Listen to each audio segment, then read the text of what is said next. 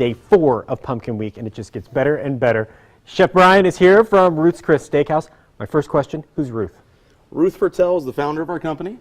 She's the sweetest old lady you'd probably ever meet in your life. Unfortunately, Ruth's no longer with us, but her legacy lives on through the company. I was just seeing a commercial the other day about Ruth has a bunch of rules and taking pictures and having fun, so Yep. that's what you guys are all about. And here helping us with Pumpkin Week, so we're going to start with pumpkin streusel, not strudel. Correct. I got that wrong Yeah. earlier. I'm sorry, We everyone. forgive you. It's okay. Pumpkin pecan streusel, Yep. and I get to give this a shot. Sure. All right. So this is a great little side dish. You can Okay. also use it as a dessert at home. One of your holiday parties, you need to bring it to someone's house. I have 4 kids, and if you can imagine, when they go to pick out their pumpkins, they try to get the biggest, largest one they can. Right. So at my house, we have a lot of pumpkin left over. Last year I had way too many pumpkins from the garden and didn't know what to do with them, so this will be great. All right, Where should we so start? The first thing we did was roast some pumpkins, and then we pureed it. Okay. So we're going to go ahead and put all the pumpkin in our mixing bowl here. All right. So in goes the pumpkin. How much pumpkin would this be?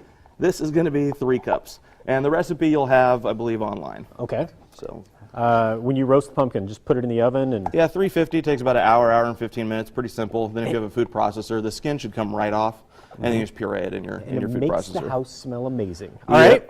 Here's our magic ingredient, white sugar. Oh, completely magic. I got it. All right. It's going to sweeten that pumpkin up and be a people pleaser. So this is 2 beaten eggs. 2 beaten eggs. Okay. Going to bind And- everything together, Yep, I suppose. A little bit of melted butter here. A little bit of melted butter. You went to the Paula Deen School of Cooking, I can see. She's All one right. of my favorites. She's a sweet old lady. All right, now. Okay, so we're just going to whip this together. If you have a KitchenAid at home, I would do it in there. Probably make it a little bit more fluffy if you do it for 3 to 5 minutes in your KitchenAid with a whip attachment. And it would probably be less messy. Although I'm doing a pretty good job of keeping it in there. All right, Yeah, you haven't splashed me yet. You're good. that's why we've got the aprons on for. All right. All right, you're looking really good there. Okay. So the next step in this process, which again is this is a very easy dessert. Do not be intimidated by this. You guys are really good to go. So what we're going to do is going to take a little. We call this a rarebit dish. If at home you want to do it in a 9x9 baking pan, a 9x13 baking pan, just go ahead and spray that. Okay. There we go. All right, and go ahead and just fill that up.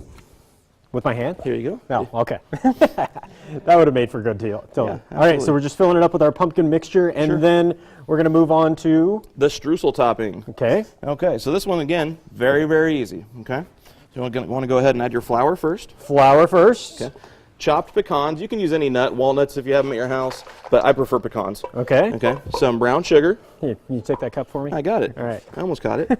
Okay, just a tiny little bit of salt. Okay. Our magic ingredient this time is vanilla extract. Nothing wrong All with right. that. And again, a little bit of melted butter. A little bit of melted butter. Yeah, so go ahead and whisk that one together. All right. Now the trick on this is you'll know if you have the right consistency, if it's just a little bit wet, because when that cooks and bakes, it's going to melt down and then brown and crisp up.